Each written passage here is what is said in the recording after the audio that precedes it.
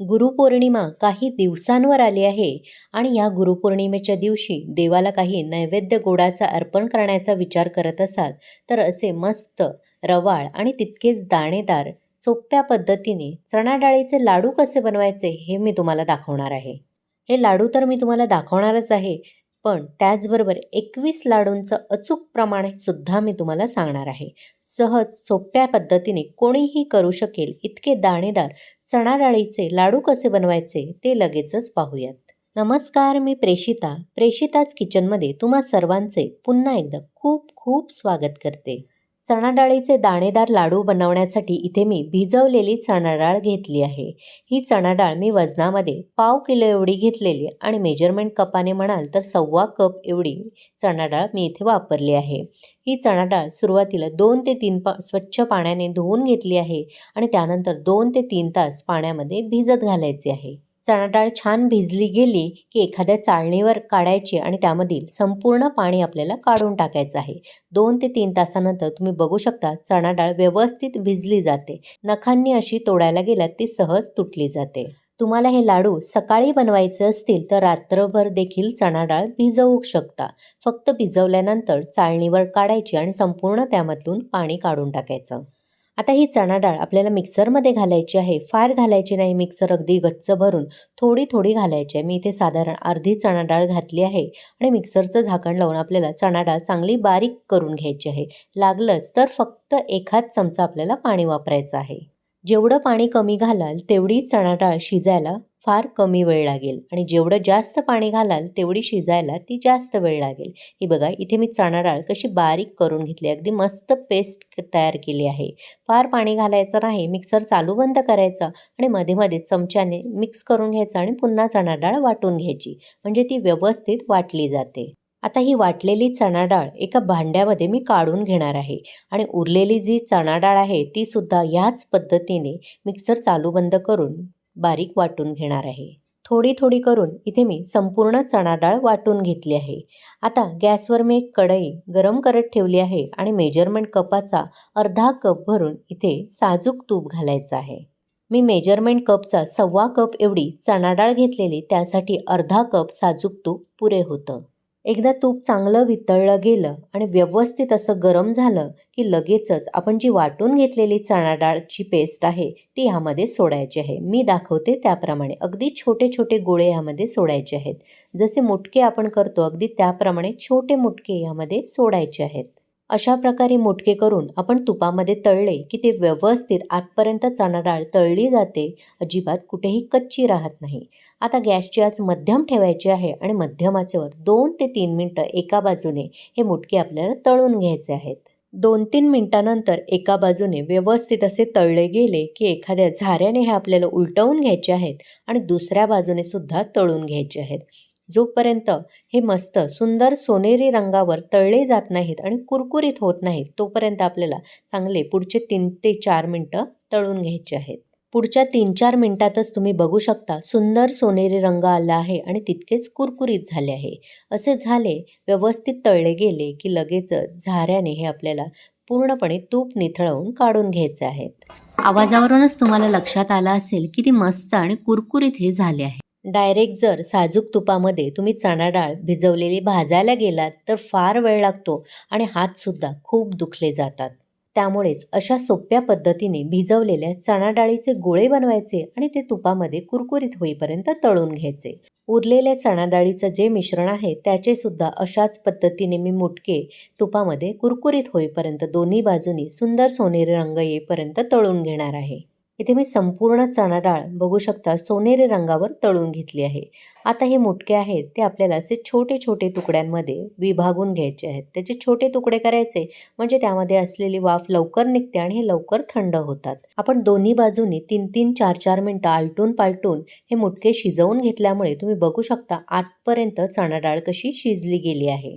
पूर्णपणे हे मुटके गार झाल्यावर हे मुटके आपल्याला मिक्सरच्या भांड्यामध्ये थोडे थोडे घालायचे आहेत आणि मिक्सरचं झाकण लावून मिक्सर चालू बंद करून आपल्याला ही चणा डाळ वाटून घ्यायची आहे. बघू शकता इथे तुम्ही किती मस्त टेक्स्चर आला आहे. जशी एखादी मोतीचूर लाडूची बारीक बुंदी असते अगदी त्याचप्रमाणे हे टेक्स्चर आलं आहे. अशाच पद्धतीने उरलेली सर्व तळलेली चणा डाळसुद्धा मी मिक्सरमध्ये बारीक वाटून घेणार आहे. आता मगाशी जे कढईमध्ये आपण चणा डाळ तळून घेतलेली त्याचं उरलेलं तूप आहे, त्यामध्ये काही मी सुकामेवा घालणार आहे. इथे मी काजू, बदाम, पिस्ते आणि बेदाणे घातले आहेत. तुमच्या आवडीप्रमाणे तुम्ही सुकामेवा घालू शकता. नाही घातलात सुकामेवा तरीही काही हरकत नाही. असेच लाडू बनवू शकता. आता गॅसची आच मंद करून खमंग कुरकुरीत होईपर्यंत 1-2 मिनटं हा सुकामेवा आपल्याला परतून घ्यायचा आहे. एकदा व्यवस्थित असा सुकामेवा परतला गेला की आपण जे मिक्सरला मिश्रण वाटून घेतलं आहे ते यामध्ये घालायचं आहे आणि मंद आचेवर फक्त 1-2 मिनटं या तुपासोबत आणि सुक्या मेव्यासोबत हा चुरमा आपल्याला परतून घ्यायचा आहे. व्यवस्थित परतलं गेलं की लगेचच गॅस बंद करून घ्यायचा आहे आणि हा चुरमा आपल्याला एका ताटामध्ये काढून घ्यायचा आहे. आता तीच कढई मी पुन्हा एकदा गॅसवर ठेवली आहे आणि त्यामध्ये मेजरमेंट कपचा 1/4 कप आणि वजनामध्ये 200 ग्रॅम एवढी मी साखर घातली आहे. तुम्हाला जास्तीचे गोडाचे लाडू हवे असतील तर 1/4 किलो चणा डाळ घेतलेली, त्यासाठी 1/4 किलो एवढी साखर वापरू शकता. आता ह्यामध्ये आपल्याला 1/4 कपाच्या निम्म म्हणजे अर्धा कपापेक्षा थोडंसं कमी इथे मी पाणी घालणार आहे. आता गॅसची आच मध्यम करायची आहे आणि पुढच्या 2 मिनिटं आपल्याला ही साखर व्यवस्थित विरघळवून घ्यायची आहे. एकदा 1-2 मिनिटात साखर विरघळली गेली की लगेचच गॅसची आच मंद करायची आहे आणि आणखीन 2 मिनिटं ही आपल्याला साखर शिजवून घ्यायची आहे. पुढच्या 2 मिनिटातच तुम्ही बघू शकता व्यवस्थित साखरेचा पाक तयार झाला आहे. आता हा पाक तयार झाला आहे की नाही हे ओळखण्यासाठी झाऱ्यावरून असा पाक खाली सोडायचा आणि शेवटचा थेंब पडेपर्यंत आपल्याला वाट बघायची आहे. शेवटचा थेंब पडताना तुम्ही बघू शकता असा तो ताणला जातोय, म्हणजे त्याला एक तार सुटली आहे. किंवा थोडासा थंड करून घ्यायचा आणि बोटाने असं चेक करायचं. हे बघा 2 बोटांच्या मध्यभागी थोडीशी अशी हलकीशी तार येते. 1 तारी 2 तारी पाक करायचं म्हटलं की बहुतेकांना टेन्शन येतं. पण मी सांगितलेल्या पद्धतीने तुम्ही करा. एकदा मध्यम आचेवर साखर पाण्यामध्ये विरघळवून घ्यायची आणि त्यानंतर गॅस मंद करून पुढचे 2 मिनिटं आपल्याला फक्त साखर शिजवून घ्यायची आहे. एवढं केलं तरी 1 तारी पाक तयार होईल. यापेक्षा जास्त पाक आपल्याला शिजवायचा नाही. गॅस लगेचच बंद करून घ्यायचा आणि यामध्ये अर्धा चमचा वेलची पावडर घालून ती सुद्धा व्यवस्थित एकजीव करून घ्यायची आणि लगेचच तयार जो चुरमा आहे तो यामध्ये घालायचा आणि तो सुद्धा व्यवस्थित असा एकजीव करून घ्यायचा. आता लगेचच ह्यावर झाकण ठेवायचं आणि 5 मिनिटासाठी हे असंच मुरू द्यायचं, म्हणजे साखरेचा पाक सर्व यामध्ये शोषला जाईल आणि व्यवस्थित लाडू गोड बनतील. इथे 5 मिनिटं झाली आहेत. आता लगेचच मी झाकण काढून घेते. बघू शकता सर्व साखरेचा पाक यामध्ये व्यवस्थित मुरला गेला आहे. आता झाऱ्याने पुन्हा हे असं थोडंसं वरखाली करून घ्यायचं, मिसळून घ्यायचं सर्व मिश्रण आणि इथे मिश्रण आता कोमटसुद्धा झालं आहे, फार गरम नाही. आता लगेचच आपण ह्याचे लाडू वळून घेऊयात. सुरुवातीला पहिला लाडू वळताना हाताला थोडंसं तूप लावून घ्यायचं, म्हणजे हा चुरमा हाताला चिकटला जात नाही. व्यवस्थित असे तुम्हाला हव्या त्या आकारामध्ये लाडू वळवून घेऊ शकता, लहान किंवा मोठ्या आकाराचे. मी आज मध्यम आकाराचे लाडू बनवून घेते. बघू शकता बोलता बोलता पहिला लाडूसुद्धा तयार झाला आहे. मी सुरुवातीला सांगितल्याप्रमाणे मी आज 21 लाडूंचं अचूक प्रमाण तुम्हाला सांगणार आहे. त्यामुळे शक्यतो मध्यम आकाराचेच लाडू वळा, म्हणजे बरोबर ते 21 तयार होतात. इथे बघू शकता आपले मस्त असे चणा डाळीचे रवाळ आणि तितकेच दाणेदार रसरशीत असे लाडू तयार झाले आहेत. अशाच पद्धतीने उरलेले सर्व लाडू मी इथे वळून घेणार आहे. तुम्हाला माझी आजची रेसिपी कशी वाटली?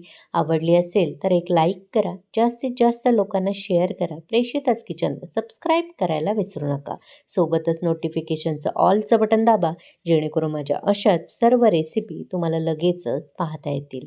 इथे बघू शकता मी सर्वच्या सर्व लाडू वळून घेतले आहेत आणि बरोबर 21 लाडू तयार झाले आहेत. हा लाडू मी तुम्हाला जवळून सुद्धा दाखवते, पण तोडून दाखवणार नाही, कारण मला तो नैवेद्याला अर्पण करायचा आहे. त्यामुळे तुम्ही सुद्धा अशाच पद्धतीने लाडू करून बघा आणि कसे झाले ते कमेंट करून मला नक्की कळवा. चला तर मग पुन्हा भेटू अशाच मस्त स्वादिष्ट भरपूर टिप्स, अचूक प्रमाण आणि एखाद्या नवीन रेसिपीसह. धन्यवाद.